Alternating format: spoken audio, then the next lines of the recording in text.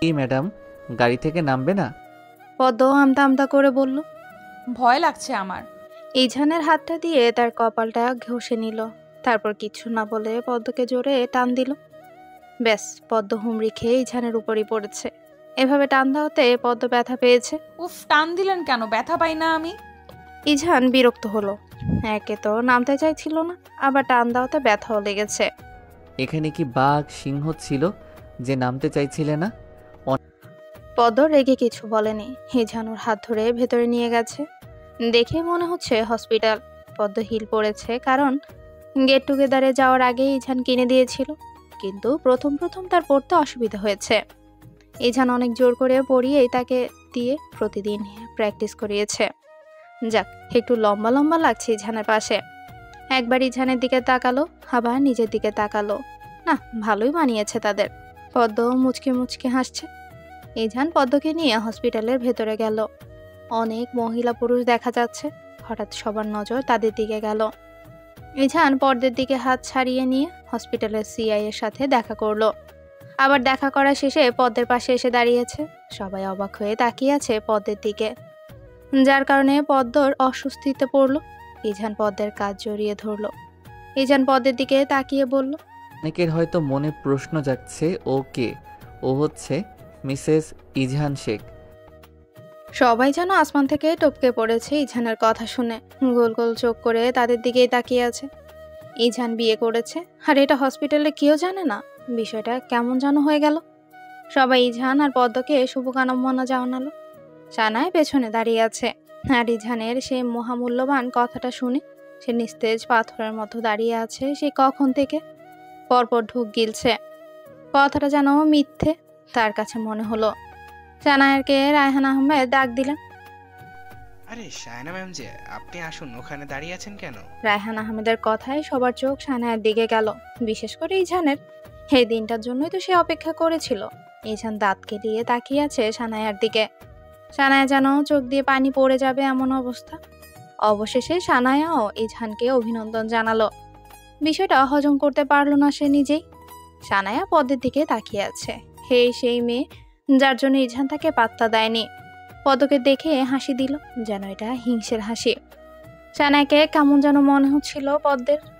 সানায়া যখন হেসেছিল তখন নির্বোধের মতো তাকিয়েছিল সে। আর এদিকে ইঝান পদ্মকে এক হাত দিয়ে কাজ জড়িয়ে ধরে আছে। তা দেখে সানায়ার গা জ্বলে উঠল। অতঃপর সবাই বাসে উঠল। হসপিটাল থেকে মোট 3টে বাস চলল সাজেকের উদ্দেশ্যে। পদ্ম জানলার পাশ দিয়ে বসেছে, আর পদ্মের পাশে ইঝান। পদ্ম খুব আগ্রহ নিয়ে চারপাশ দেখছে। তার যে কি ভালো লাগছে সে বোঝাতেই পারবে না। পদ্ম হাত বাড়ালো বাহিরে। ইঝান তৎক্ষণাৎ পদ্মের হাত ভিতরে ঢুকালো, পদ্মকে ধমক দিল। বাহিরে হাত দিবে না, বুঝছো? পদ্ম মাথা নাড়ালো, আবার সে চারপাশ দেখতে ব্যস্ত হয়ে গেল। প্রকৃতি কত সুন্দর, কেউ যদি সেটা অনুভব করতে না পারে তাহলে তাদের জীবনটাই বৃথা। এক সময় পদ্ম ঘুমিয়ে গেল। যেহেতু পদ্ম জানলাটা পাশে মাথা রেখেছিল, তাই ইঝান পদ্মের মাথাটা তার কাঁধে রাখলো, আর এক হাত দিয়ে পদ্মকে জড়িয়ে ধরলো। ইঝানের পাশের সিটে যে ডক্টর বসেছে, সেই ডক্টরকে তার ওয়াইফ ইঝান আর পদ্মকে দেখিয়ে বলল, দেখো ইঝান সাহেব কি রোমান্টিক। তার বউ জানলার পাশে ঘুমিয়েছে বলে বউয়ের মাথাটা তার কাঁধে রেখেছে। আর তুমি হলে, আমি যদি ইচ্ছে করেও মাথাটা রাখতাম তোমার কাঁধে, তাহলে তুমি সরিয়ে দিতে। ওনার থেকে কিছু শেখা উচিত তোমার। সে ডক্টর শুধু হজম করলো কথাটা। ইঝান শেখ যে এমন হবে বিয়ের পর সে জানতোই না। প্রায় 7 ঘন্টা জার্নির পর তারা সবাই সাজেক এসে পৌঁছেছে। এরই মাঝে আবারও এক রেস্তোরাঁয় সবাই নাস্তাটাও করে নিল। সব কাপলদের জন্য একটা রুম, আর যারা সিঙ্গেল তাদের 3 জনের জন্য আরেকটা রুম। ইঝান এত দূর জার্নি করে টায়ার্ড, সে বেডে শুয়ে আছে। হারমোনিয়া শেখের সাথে কথা বলছে। পদ্ম ব্যালকনিতে দাঁড়িয়ে আছে, তার এই পরিবেশটা খুব ভালো লাগছে। মুগ্ধ নয়নে চারপাশ দেখছে পদ্ম। জায়গাটা যে এত সুন্দর সে জানতোই না। ইঝান পদ্মকে ডাক দিল, কারণ মনিরা শেখ পদ্মের সাথে কথা বলতে চায়। পদ্ম বসে বসে মনিরা শেখের সাথে কথা বলছে, আর ইঝান এই ফাঁকে ফ্রেশ হয়ে এসেছে। তারপর সবাই একসাথে যে হোটেলে উঠেছিল ওই হোটেলেই খেয়ে নিল। ইঝান আর পদ্ম রুমে এসেছে মাত্র খাবার খেয়ে। সবাই সন্ধ্যায় ঘুরতে বের হবে, কারণ সবাই টায়ার্ড, প্লাস দেরিও হয়ে গেছে লাঞ্চ করতে করতে। ইঝান রুমে এসেই শুয়ে পড়ল। পদ্ম, ঘুমাবে না? না, ঘুম আসছে না। ইজান পদ্মকে ধমক দিল, কারণ এখন ঘুমাতেই হবে তাকে। কিন্তু পদ্ম রাজি হলো না, তাই পদ্মকে ইশারা করলো তার কাছে যাওয়ার জন্য। পদ্ম গেল না। ইজানের মেজাজ গরম হয়ে গেছে। সে উঠে পদ্মের কাছে গেল। এতক্ষণ ডেকেছি, গায়ে লাগেনি? মানুষ মনে হয় না আমাকে? ইজান পদ্মের হাত ধরে নিয়ে যাচ্ছিল, তাও পদ্ম যাবে না যাবে না বলছে। সোজা হয়ে দাঁড়িয়ে রইল। বেশি অভদ্র হয়ে যাচ্ছ দিন দিন। তাও পদ্ম নড়ল না একবার। ইজান আরো বেশি চটে গেছে। পদ্মকে কোলে নিয়ে বেড়ে শুয়ে দিল। পদ্ম আবারও উঠে যেতে নিলে ইজান পদ্মকে শক্ত করে জড়িয়ে ধরে শুয়ে ব্যাস, পদ্ম আর ছুটতে পারল না। বাধ্য হয়ে সেও ঘুমিয়ে গেল। সন্ধ্যা 6:50। ইজানের ঘুম ভাঙলো কলের আওয়াজে। ইজান কলটা সাইলেন্ট করে দিল, কারণ তার পাশের মহারানী আরামসে ঘুমোচ্ছে। প্রথম প্রথম ঘুমাবে না বলেছিল, এখন সে নিজেই বেঘরে ঘুমোচ্ছে। এই পদ্মকে ঘুমালে কি আদরে বাচ্চা লাগে? আবার ইজানের টি শার্ট আঁকড়ে ধরে শুয়েছে। এটা দেখে ইজানের খুব শান্তি লাগলো। টুপ করে পদ্মের কপালে একটা পরশ এঁকে দিল ভালোবাসার। তারপর পাশ থেকে চশমাটা পরে ফ্রেশ হলো। পদ্মকে উঠালো। পদ্ম উঠে তাড়াতাড়ি ফ্রেশ হয়ে এসে আয়নার সামনে রেডি হতে বসলো।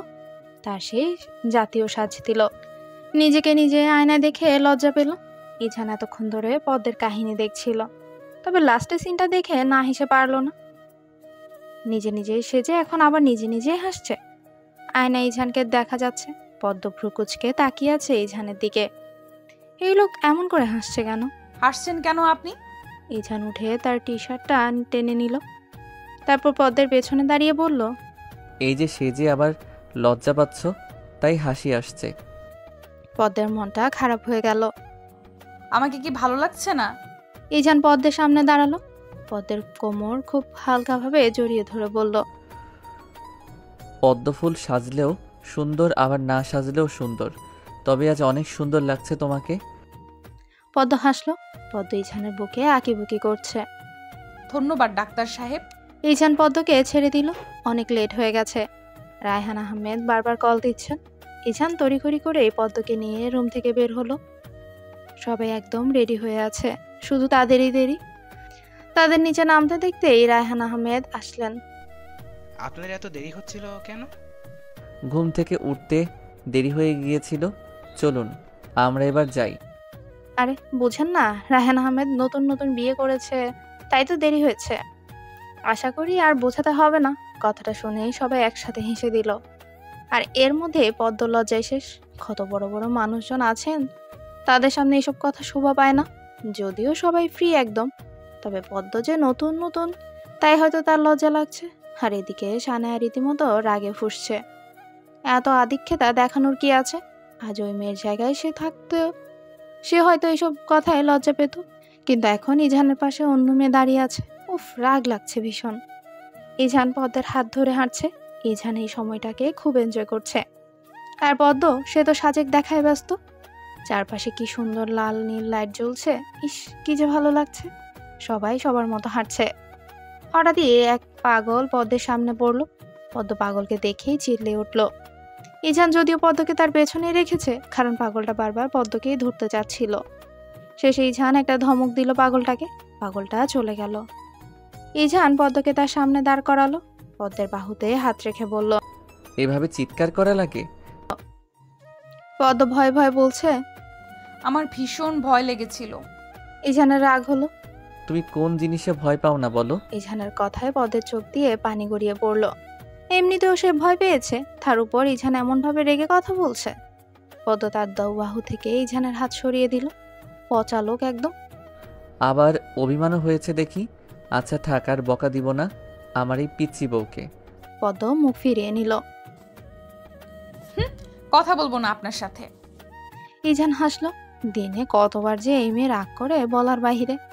আচ্ছা বলতে হবে না, চলো এখন। আবারও তারা হাঁটতে শুরু করলো।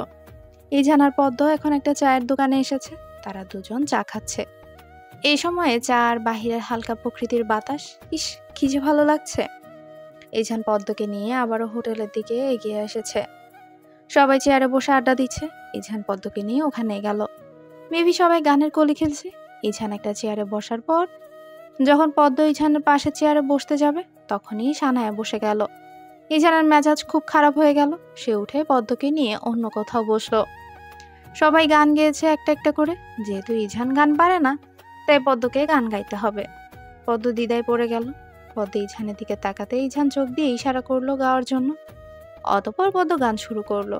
এই গানটা তার বান্ধবীর ফোনে শুনেছিল, তখন থেকেই শিখে গিয়েছে।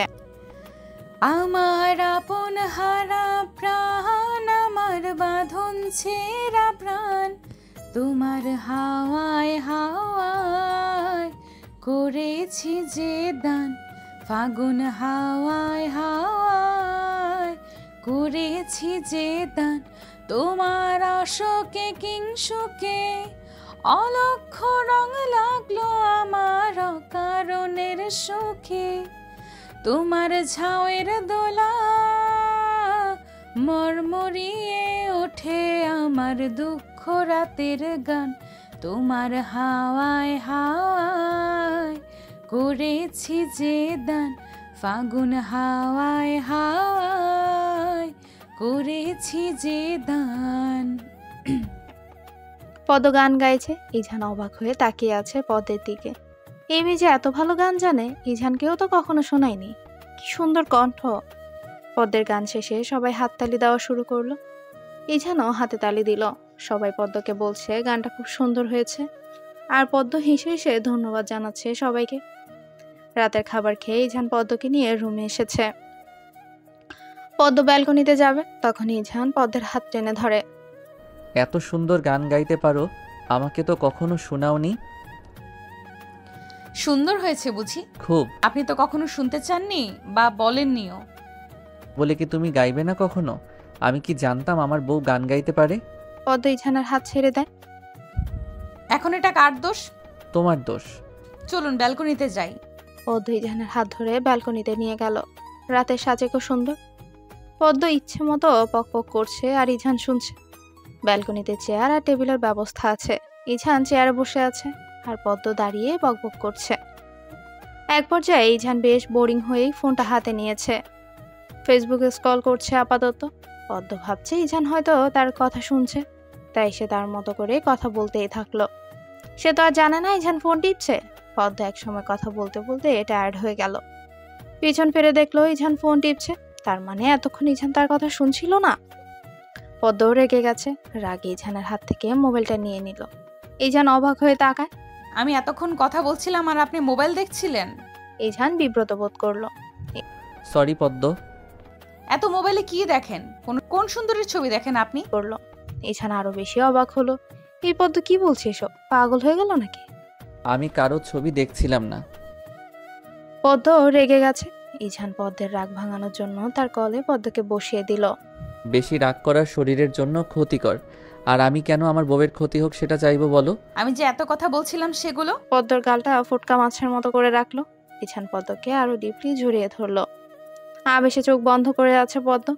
পদ্ম, আজ আমাদের বিয়ের 1 মাস পূর্ণ হলো। পদ্মের চোখ চকচক করছে। যেন এই লোকের সাথে তার কত বছরের সম্পর্ক। মনেই হচ্ছে না তাদের বিয়ের 1 মাস হয়েছে মাত্র। আমার মনেই ছিল না। ইজান বাইরের দিকে তাকিয়ে বলল। এগুলো মনে থাকবে কি করে? পদ্ম টুপ করে ইজানের কপালে তার ওষ্ঠ ছুঁয়ে দিল। আমার পক্ষ থেকে আপনার জন্য এক আকাশ পরিমাণ ভালোবাসা ডাক্তার সাহেব। ভালোবাসি আপনাকে। সকাল 9টা। সবাই একসাথে নাস্তা করছে আর আড্ডা দিচ্ছে। সাজেকে দ্বিতীয় দিন আজ। সবার মতামত নিয়ে ঠিক করেছে আজ একটা জায়গায় ঘুরতে যাবে তারা। সবাই সবার সাথে কথা বলছে, শুধু পদ্ম আর সানায়া চুপ করে আছে। পদ্ম তো এমনিতেই অপরিচিত লোকজনের সামনে কমফোর্ট ফিল করে না, আবার সে কথা বলবে। তাই পদ্ম চুপচাপ করে খাচ্ছে। আর কিছুক্ষণ পর পর ইজানের দিকে আর চোখে তাকাচ্ছে। ইজান হাসলে যে তার সেই সুন্দর দাঁতটা দেখা যায়। কি সুন্দর লাগছে এই মানুষটাকে দেখতে। পদ্ম মুচকি মুচকি হাসছে। এই জিনিসটাই সানায়া বেশ খেয়াল করলো। তার যেন শরীরে আগুন জ্বালিয়ে দিল। পদ্মকে তার ভালো লাগছে না মোটেই। আবার কেমন করে ইজানের দিকে তাকিয়ে হাসছে। সানায়া রাগে ক্ষোভে চোখ বন্ধ করে রেখেছে। ইজান হসপিটালে সিআই রাশেদুল ইসলামের পাশে চেয়ারে বসেছিল। তিনি ইজানকে ইশারা করলেন একটু ইজানের কানটা তার মুখের কাছে আনতে, গোপনে কথা বলবেন। ইজানও তাই করলো। তোমার ম্যাডামের বয়স কত ইজান? ইজান ঢোক গিলল, একটু পানি খেয়ে গলাটা ভিজিয়ে নিল। রাশেদুল ইসলাম সন্ধিহান দৃষ্টিতে তাকিয়ে আছে ইজহানের দিকে। স্যার, ম্যাডামের বয়স 15। রাশেদুল ইসলামের চোখ বড় বড় হয়ে আছে।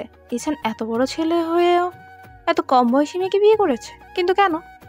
হসপিটাল তুমি এত বড় দামড়া ছেলে হয়ে এত কম বয়সী মেয়েকে বিয়ে করেছো কেন? আর তুমি শিক্ষিত ছেলে, শিক্ষিত হয়ে অশিক্ষিতদের মতো কাজ করেছো। তোমার নামে তো বাল্যবিবাহের মামলা দেওয়া দরকার। সব ডক্টরদের থেকে বেশি রাশেদুল ইসলাম ইজহানকে স্নেহ করেন। ইজহানের প্রতি আলাদা একটা মায়া আছে বলতে গেলে। আবার নানা রকম কথাও বলেন ইজহানকে। ইজহান সব খুলে বলল রাশেদুল ইসলামকে। রাশেদুল ইসলাম সবটা শুনে ইজহানকে বলল। ও, তাহলে তোমার কোনো দোষ নেই। ইজহান অসহায় চোখে মাথা নাড়ালো। রাশেদুল ইসলাম খেতে খেতে বলল, তোমার ম্যাডাম কিন্তু ভালোই সুন্দর আছে। ইজহান পদ্মের দিকে তাকালো। পদ্ম নিঃশব্দে খাচ্ছে। ইজহান পদ্মকে দেখে হেসে দিল। সব ডক্টরের ওয়াইফরাই ঠিক করলো তারা একটু সাজবে, কারণ এত সুন্দর একটা জায়গায় ঘুরতে যাবে, একটু না সাজলে নাকি ভালো দেখাবে না।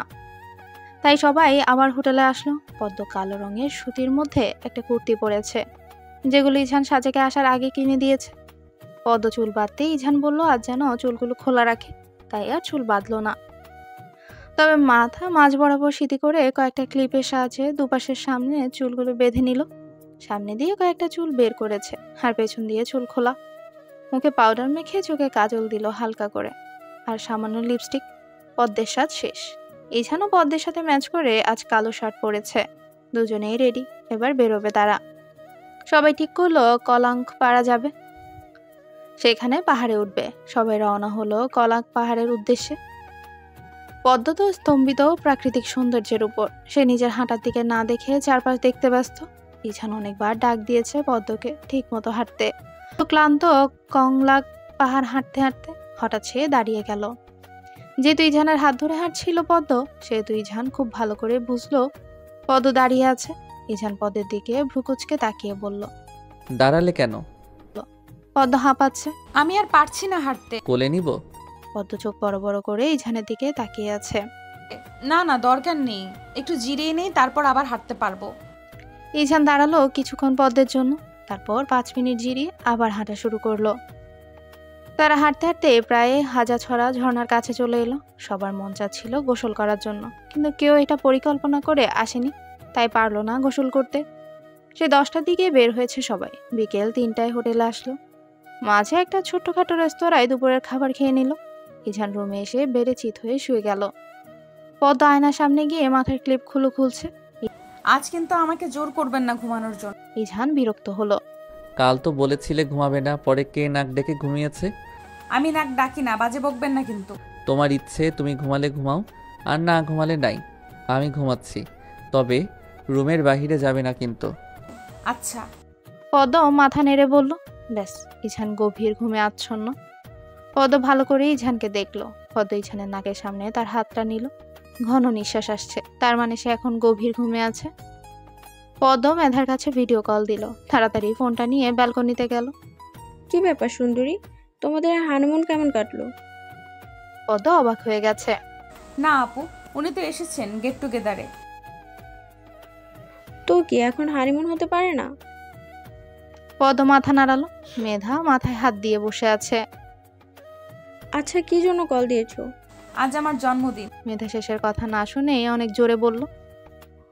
শুভ জন্মদিন পদ্ম। পদ্ম মুখ চেপে ধরলো নিজের। আপু আসতে বলুন, উনি ঘুমাচ্ছেন। মেধা হেসে উঠল। বাবা পদ্ম, তা তোমার উনি কি জানে আজ তোমার জন্মদিন? পদ্ম মুখটা ফ্যাকাশে করে বলল। না আপু, উনি জানেন না। তুমি বলনি? না আপু। পদ্ম নিচু কণ্ঠে বলল। এই যা, বলনি কেন? ইজান কি জানে নাকি? তুমি বলবা না? আমার লজ্জা লাগে। ওরে আমার লজ্জাপতি ইজানের বউরে, শোনো, এত লজ্জা পেলে কি ভবিষ্যৎ চলবে বলো? আপু, এসব বললে আমার আরো লজ্জা লাগে। থাক, আর লজ্জা পেতে হবে না। এখন কি করতে চাচ্ছ? কি আর করব? পদ্ম মনমরা হয়ে বলল।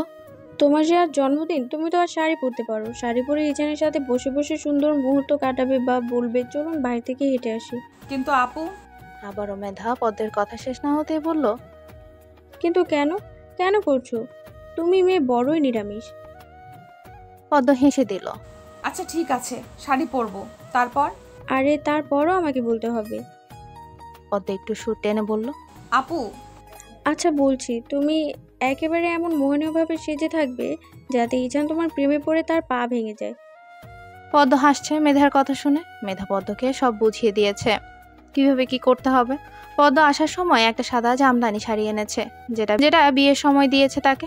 সাদার সাথে লাল জামদানি শাড়িও দিয়েছিল, কিন্তু পদ্ম এই সাদাটাই আনলো, কারণ সাদা রংটা সবসময় তার ভালো লাগে। সে ভেবে রেখেছে সন্ধ্যের পর সাজবে। সন্ধ্যা 7টা, ইছানের ঘুম ভাঙলো পদ্মের ডাকে। চশমাটা পরে পদ্মের দিকে তাকালো। পদ্ম ওর ফোনটা হাতে নিয়ে দাঁড়িয়ে আছে। আপনার কল এসেছিল, আমি ধরিনি। পদ্মের হাত থেকে ফোনটা নিল। রায়হান আহমেদ কল দিয়েছে। এই লোক মনে হয় ইছানকে শান্তি দিবে না। ইছান কল ব্যাক করলো। সাথে সাথে রায়হান আহমেদ কল রিসিভ করলো। কি মিয়া, আপনি তো দেখছি বিয়ে করে একেবারে বদলে গেলেন। রুম থেকে বের হতেই চান না, আড্ডা দিতে চান না, কি হয়েছে বলুন তো? ইছান বিরক্ত হলো, কারণ একে তো কল দিয়েছে, তারপর আবার এসব কথা বলছে। আরে ভাই, আমি ঘুমাচ্ছিলাম। আপনাদের মতো তো আর এত এনার্জি নেই আমার। আচ্ছা যাই হোক, শুনুন, আমরা সবাই চা খাচ্ছি, আপনি চাইলে আসতে পারেন। আসছি আমি। বলে ইছান কলটা কেটে দিল।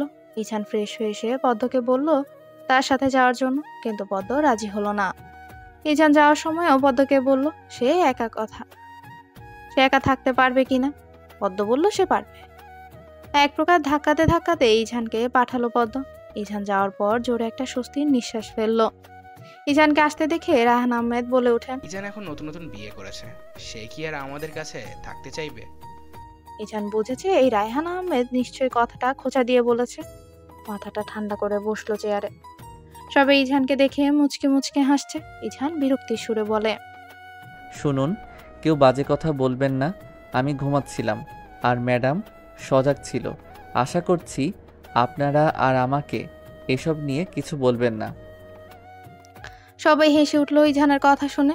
সানায়া চুপ করে শুধু তাকিয়ে আছে ইছানের দিকে। বাবা, বিয়ের কয়েকদিনের মধ্যেই বউকে ম্যাডাম ডাকছে, যত সব ফালতু কথাবার্তা।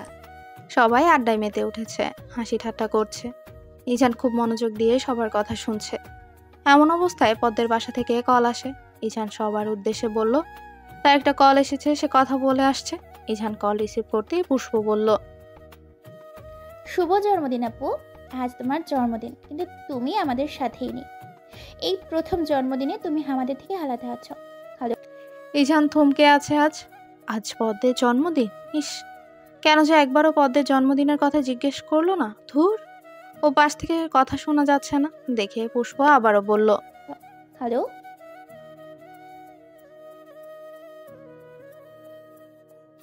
এই যে বন্ধুরা, শুনতে পাচ্ছ?